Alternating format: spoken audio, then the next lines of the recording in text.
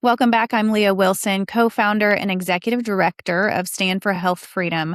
Today I'm joined by Alaska Senator Shelley Hughes, who's now running for governor of Alaska. And let me tell you, friends, Shelley is one of Alaska's longest serving and most consistent health freedom champions. So it's an honor to talk to her about this race that is right around the corner. That's Alaska's primary election, which is unique and interesting because they have the top four candidates go on to November's election. So that's a top four win in the primary, which means that every single vote matters this election. So today we're going to hear directly from Shelley about her vision and how she plans to make a difference in Alaska. Thanks so much, Shelley, for joining me.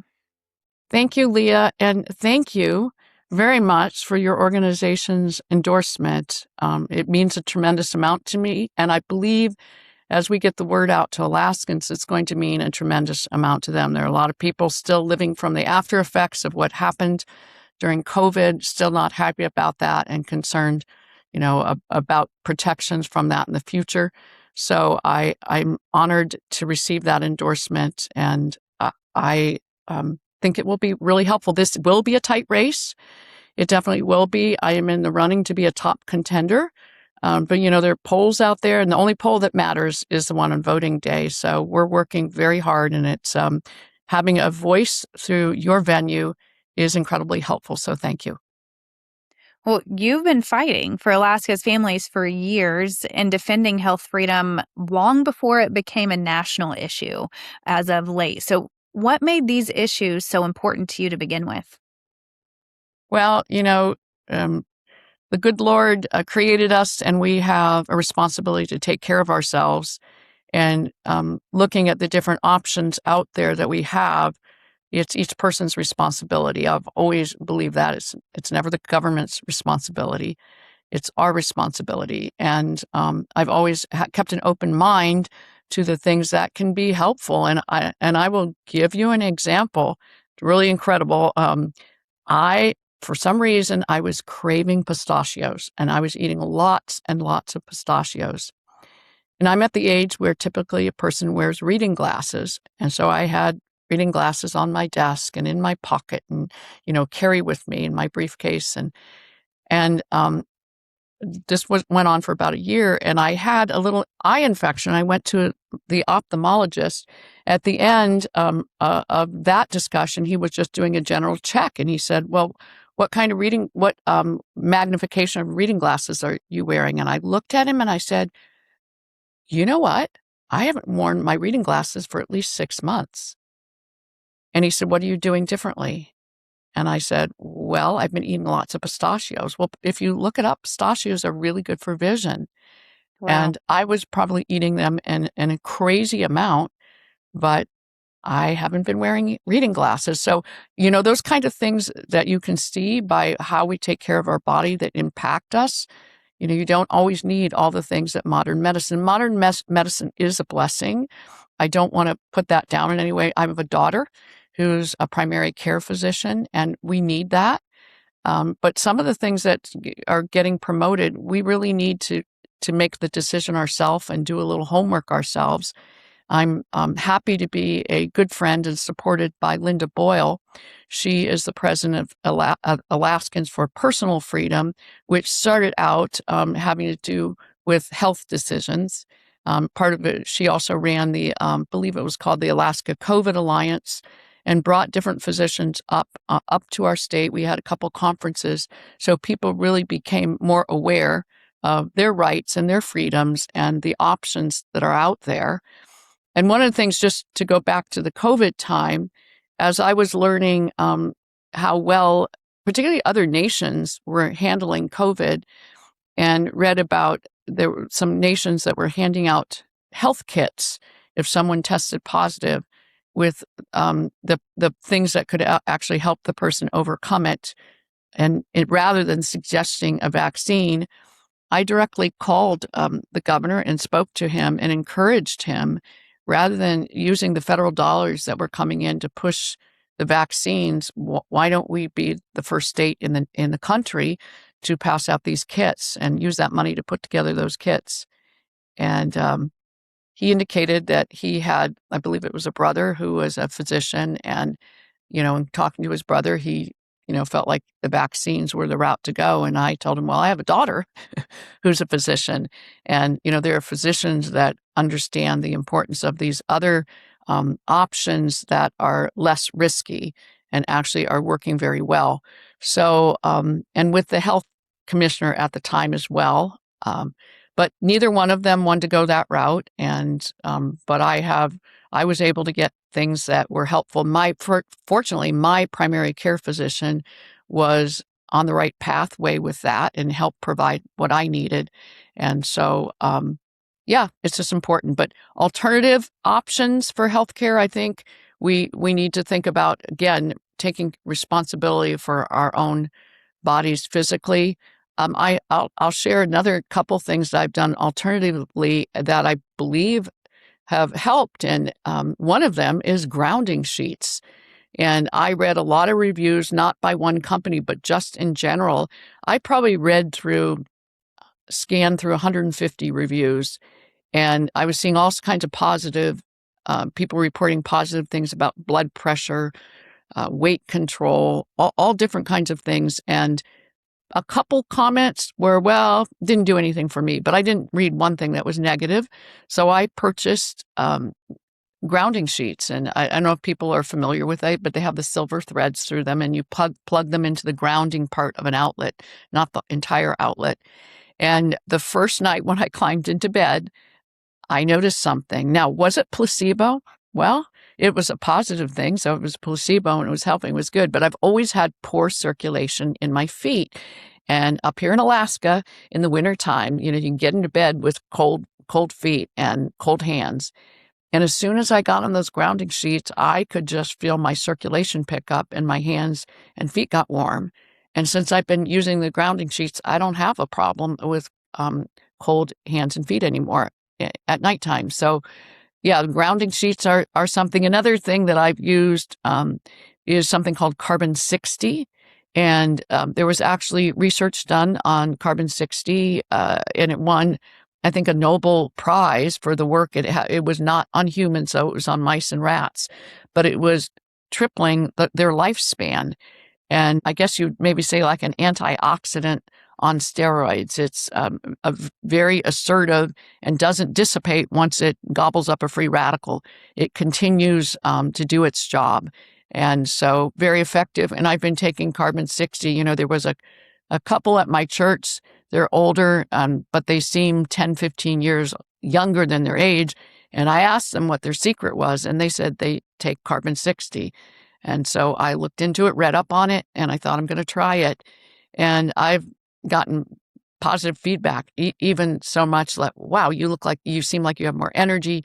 You actually look younger than you used to. So does it work? I don't know. Maybe it's placebo, but antioxidants are good for us. And if we're getting rid of those free radicals, I'd say that's a good thing.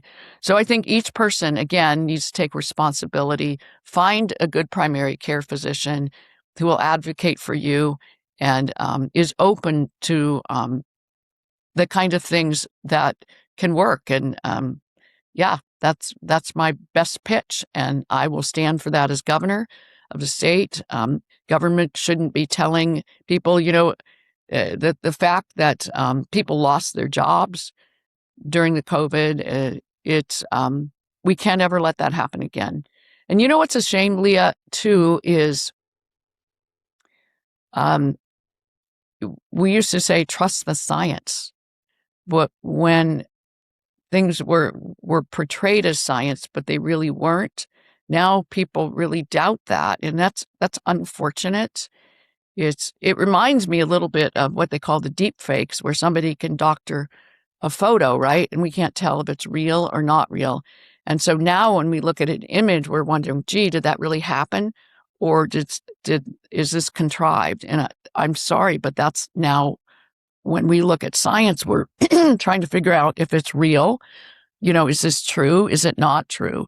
And so it puts a lot of responsibility on each of us to have the wisdom to discern what is truth and not truth. Well, the funny thing is, there are a lot of people who say, the the normal public citizen is not equipped to read science. And it's like, no, you need to understand the bias behind the science and what was being tested and what the Hmm. actual hypothesis is, because science can be weaponized, so it can be used for good, it can be used for bad, it can be used to find what you want to find. But ultimately, we have to trust citizens to be able to discern and make choices for themselves. And I'd love to ask you too, what are you most proud of from your time as Alaska's senator? Because you served a long time in the state house and did a lot of good work there. So what will you take from that time as senator? Yeah. Before I answer that, I just want to mention another thing is look at the money. Look at the money, the power control money. Look at what's behind, and that can reveal a lot.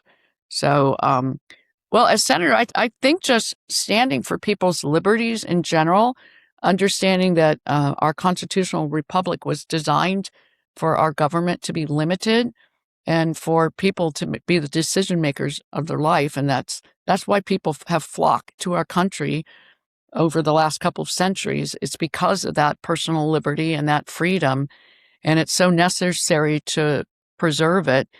And policies can begin to creep slowly and without our being aware that some of those freedoms are slipping, and we just have to analyze everything and make sure that's not happening. So we need good watchdogs, I guess you would say, in elected positions to make sure we can preserve that liberty that was the basic foundation of our nation. One particular thing, I mean, I worked on so many different issues, kind of interesting because I actually did some work in the private sector for a season in related to primary care and policy. And so a lot of people thought that I would come in and just be all about health care. And of course, I needed to learn all the issues. And so that was a big focus. I served in the House 4 years, 8 years in the Senate as Senate Majority Leader, Senate Judiciary Chair. So some very key roles. But no matter what issue is at stake, there's often some tie that's going to creep in to infringing on our liberties. So I guess I'm proud that I stayed the course on that. I'm proud of the fact that what I say when I campaign, I do it when I get in. I'm proud of the fact that I have good relationships across the political spectrum, but I hold to my values. A lot of things that I worked on, I did work across the political spectrum, but I didn't walk away from my values, and particularly the one regarding protecting personal freedom. And how would becoming governor change what you're able to accomplish in standing up for personal liberty compared to serving as a lawmaker? Well, if it regards is in regard to any statute change, it's we have 40 House members, 20 in the Senate, but then that the governor makes that 61st, right?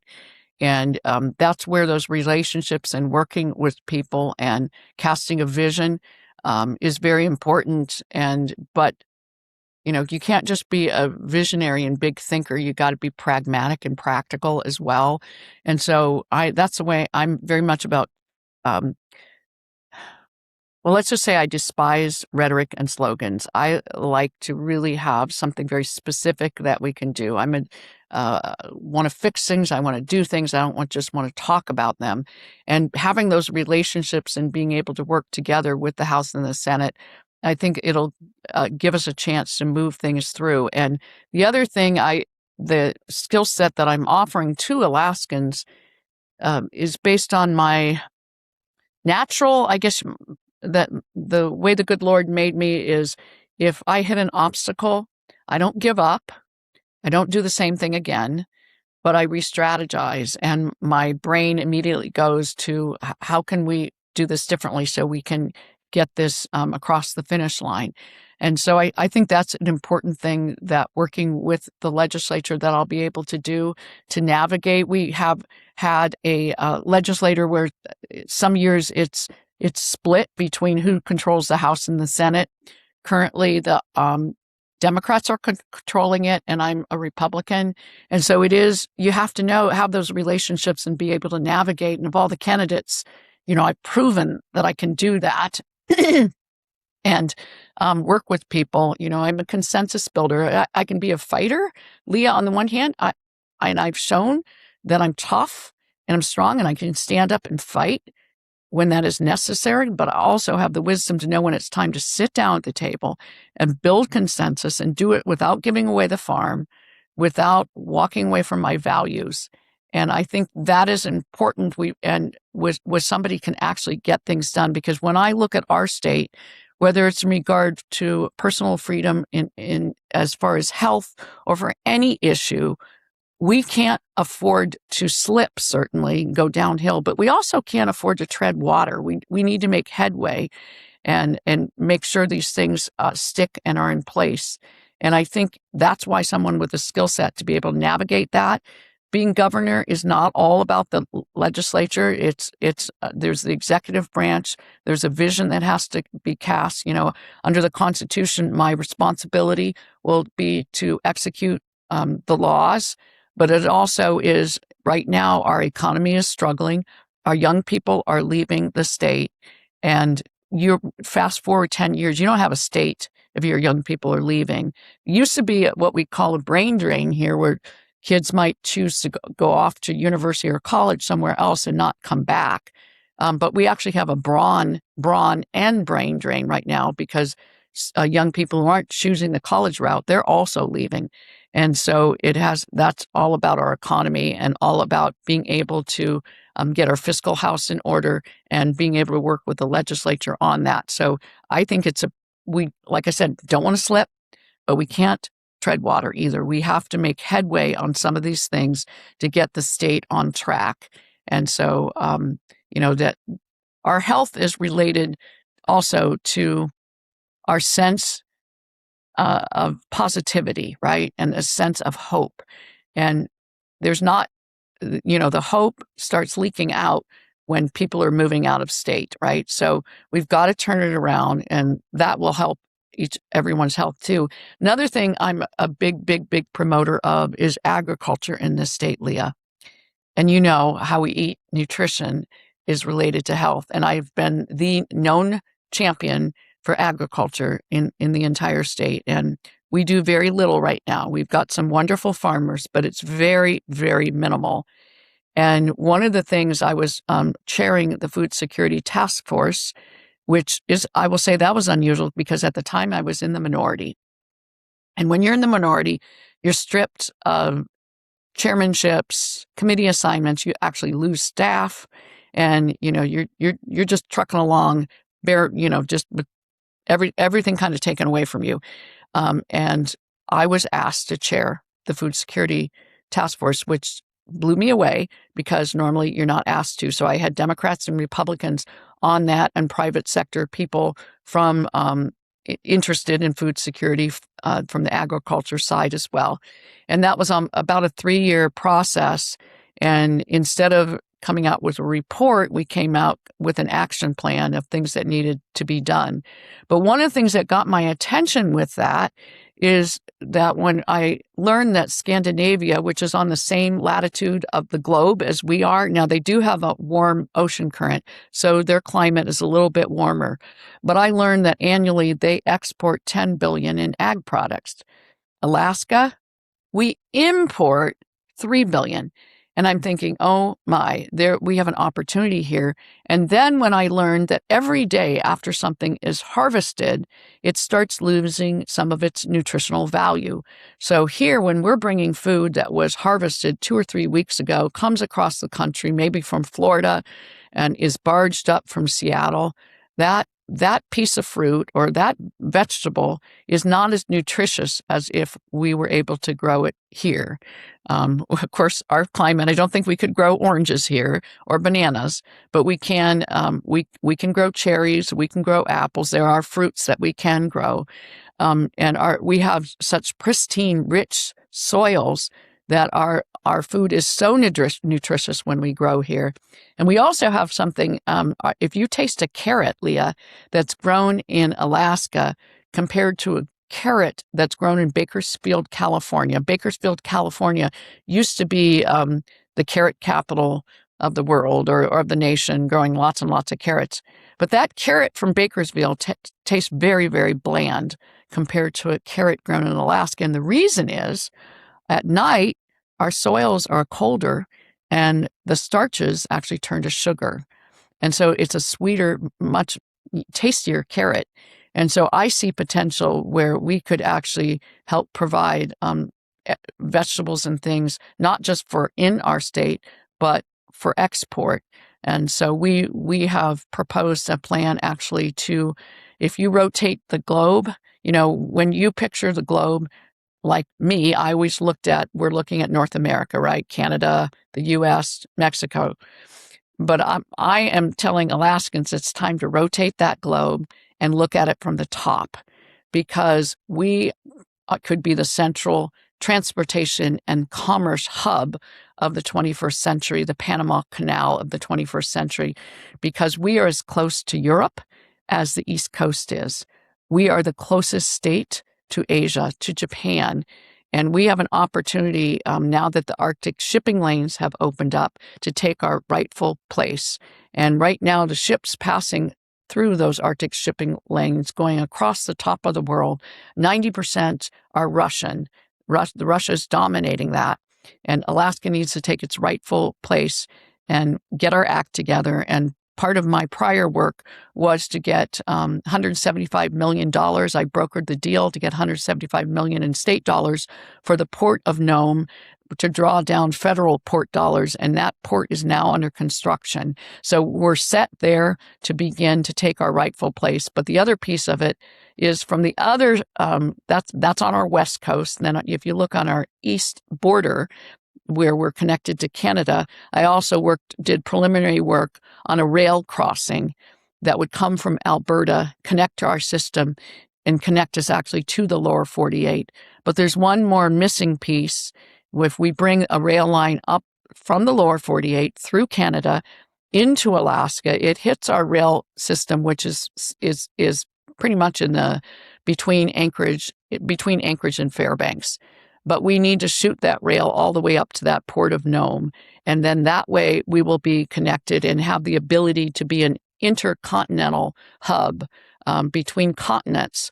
And so that's part of the vision we've cast. We want to be very pragmatic about it. And, the work I did in the legislature sets us up for that.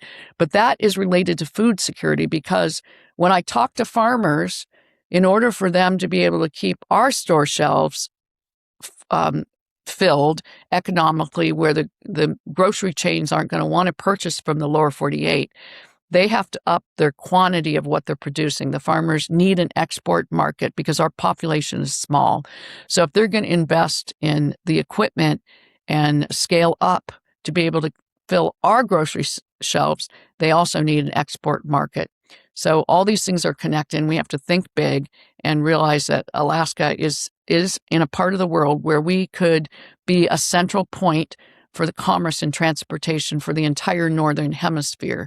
So we're working towards that, but it's going to be tremendous for food security, which then comes back to health.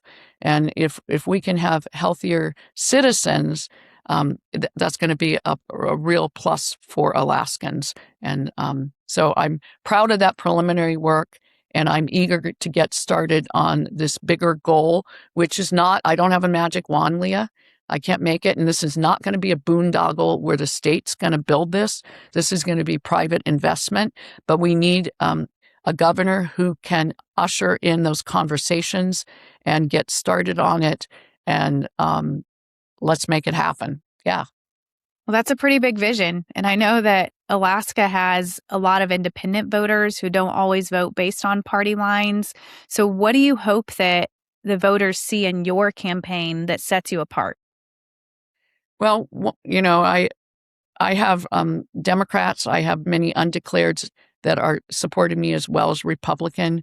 And I think my track record shows that it's all about what will benefit the individuals that live in the state and the families, the households, the elderly, that it doesn't matter what party affiliation, color someone's skin is. The good Lord created all of us, and I have a responsibility as governor to look out for the benefit of all Alaskans, and that my track record shows that. It was funny, I was on a bus tour in Fairbanks last fall, and it was a legislative tour, but most of the legislators on the bus were Democrats. And they laughed and they said, because we've had a Republican governors for the last couple decades, and they said, well, of course, we're hoping for a Democrat governor, but we've decided if it's a Republican, we hope it's you, because, if we have a good idea and you agree with it, you're open to it and we'll help move it forward. So that's how I work. If it's good for the people of Alaska, I'm on board. And so I bring to the table someone will work for every community. And there's another thing that's unique. Leah, I don't know if you're aware of this, but I've lived all over the state. So I've lived here 50 years. And we're a big state. If you lay the map of Alaska on top of the what we call the lower 48, it encompasses a number of states, and it pretty much stretches from the east to the west coast to the north to the south of the lower 48 because of the chains that we have and the islands that stretch out. And so, when you think about how different the lower 48 states are, it's that way in of the regions. They're very, very different. And when I first came to Alaska as a teenager, I lived in the southeast in a little town called Hoonah. I lived 3 miles from the town, no road, and had to use a boat to get in and out of town. And actually was living in a cabin. It was almost like living in the 18th century, using oil lamps, hauling water. It was actually a really fun time of my life. We did a lot of, we hunted and fished and dug clams and grew food, harvested, natural growing berries and things. It was a great time of my life. You had to be tough to do that. I'm tough. But it was a great way to start in this beautiful, it's such a gorgeous part of the state too, just stunning views. It was really, really pretty. And then after that, I lived out in Western Alaska in Bethel. No off the road system. You have to fly in and out of Bethel. And then after that, up on the, above the Arctic Circle in a little town called Fort Yukon, no roads to Fort Yukon, had to fly in and out of Fairbanks to get there. My husband he's a PA. He had been a Vietnam combat medic, and that's when they developed the PA program. So he was running clinics and working with health aides out in the rural areas. So that's why we were out there. Then we lived in Fairbanks for a season, then down on the Kenai Peninsula, which is south of Anchorage, in a little town called Seward. And then we moved to Palmer, which is about 45 miles, 50 miles north of Anchorage. So that's where I currently live. It's a great community. Personal freedom's really a big deal here, much so more than in Anchorage. And people that feel bound from Anchorage have started to move out here. So we've really, really grown in the last 10 years or so. But it's a great place to raise a family. We do have some agriculture out here too, but it's a great place. But having lived in every region, I understand how different the challenges are, but also how unique the contributions from the different regions can be. And some of them haven't really been unshackled yet to the degree where they can contribute to the state as far as our economy. And part of your heart, is in every region where you've lived. So I'm the only candidate that comes with that perspective. We have a bunch of candidates that are very Anchorage focused or Anchorage centric, you might say. So I bring a statewide perspective that I think is a very healthy thing for a governor to bring to the table. Well, that's amazing. And it's so fun for me, who's not from Alaska, to hear about all the different regions that you get to serve. And you mentioned that you really want to keep the people in mind with every decision in government. So what lens do you use? Like, what filter do you use to decide what's good for all of these people all over the state of Alaska? Well, you have, part of it is listening and listening to both sides is really important, and being able to discern who you can trust. We talked about people have biases. You look at the money behind things. That's important to do. And, one of my goals will B, and I've already been thinking a lot about it, is building a very trustworthy staff, because as one person, you have to rely on staff to help. And so you want people who also have that wisdom to discern what is true and what is being pushed based on biases related to money and power.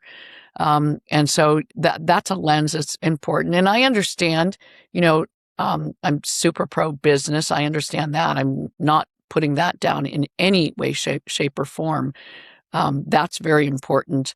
But it comes back to the individual and a person's ability to live and thrive. One of the proposals that no other candidate is talking about, and that's about getting private land into Alaska lands, because less than 1%, this will shock your listeners from across the nation, less than 1% of our state is owned by private individuals. The government, the federal government, owns 62%, and the state owns, I think it's around, almost 30%. And the native corporations own a chunk, but only 1% is owned by private individuals. So we're going to change that. We're going to release state lands through a Homestead Act.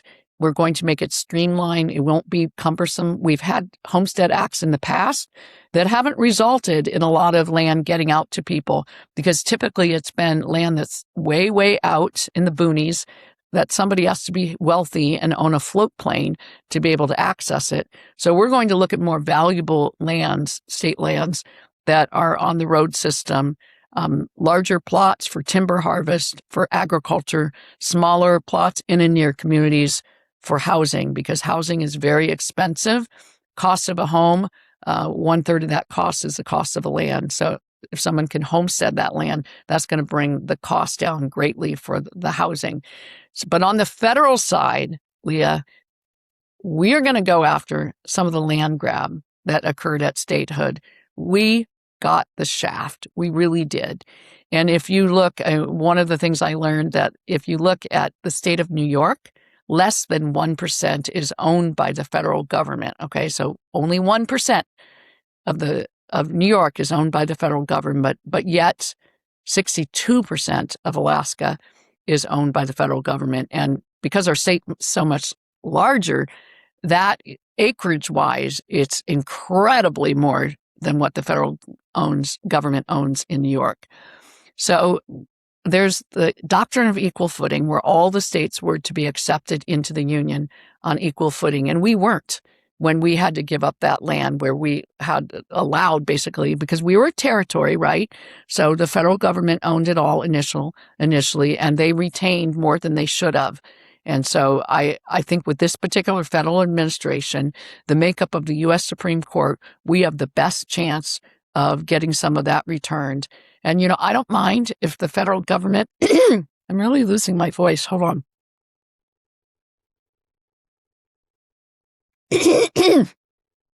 Yeah, my voice was rough. I had a strategy team meeting this morning with my running mate, retired General Blake Geddes, and my campaign manager, and my voice was kind of scratchy. And I said, I just think it's the morning voice. They said, well, you better not be getting sick. Well, I don't think I am. I just think it's the voice. I've been out there talking a lot, speaking to different groups. Yeah, right. But this land thing, I was going to say, if the federal government wants to keep mountaintops and glaciers, they can keep those. But if it's usable, valuable land, we need to work to get as much of that back. And even if we only get a fraction of that 62%, a fraction of a huge state is still quite a bit. And we want it to be land that is valuable, where people can actually use it. And there's something that I learned recently with the nation's 250th birthday, that the phrase that our founders use, life, liberty, and the pursuit of happiness, was originally life, liberty, and the pursuit of property, because property is tied to a family's ability to prosper and thrive and live a healthy life. And so land ownership is key, and it will help our economy. And right now, we have an upside down economy, an upside down state as far as public versus private sector. Our public sector is very large compared to our private sector. And so land ownership is part of how we get that balance right and grow our private sector. So, all these things really tie back to the well-being, the health and well-being of individuals and family, which is what you're all about and what I'm all about. It's beautiful. And I think that your time in the state legislature has allowed you to dig deep into these issues that affect Alaskans. And so it's an honor to endorse Shelley Hughes for Alaska's next governor. We believe that she will carry the torch forward for parents, for families, and for the stewardship of Alaska. So where can Alaskans learn more about your campaign and the upcoming events? Because we want them to be able to get involved with what you're doing. Well, our website is alaskansforhughes.com, and I will say it's the most comprehensive of all the candidates. I try to be very transparent and let people know how we're going to get there. It's not pie in the sky. It's not slogans. We're laying out an action plan with specific feasible steps to solve decades-old problems. And I had probably double the amount on there when my team said it's going to overwhelm people. It's too much, and you're actually giving away too many of your secrets to your opponents. So we trimmed it back to half, and it's still far more than any other candidate, because I do think Alaskan voters need to understand that we do have a plan, and we do care about this state, and we can solve what may seem like insurmountable problems because they have been around for decades. But if, we put our hand to the plow and we work together, we can start to make progress and solve some of these things. So alaskansforhughes.com, and then social media, Alaskans for Hughes also. I think on one of them, you have to use the number 4 instead of FOR. That's just one of the social media platforms, might be Twitter, but all the rest, I think, are, you spell out the word FOR, Alaskans for Hughes. I'm honored too, I just want to say before we close out, to have absolutely the best running mate for lieutenant governor of any of the tickets. If he were on another ticket, I would be jealous. He's retired General Blake Geddes. He's a man who's demonstrated leadership, has a great understanding. He's a graduate of the Air Force Academy. And when we first brought him on, he just dug into all the white papers and all the issues that our policy team was working on, and to lay out our plan to govern well. And I'll say that's unique about our campaign also. We have the most robust grassroots organization of any of the candidates. It's designed to carry us through victory in November. It is, we're not paying outside consultants like our opponents.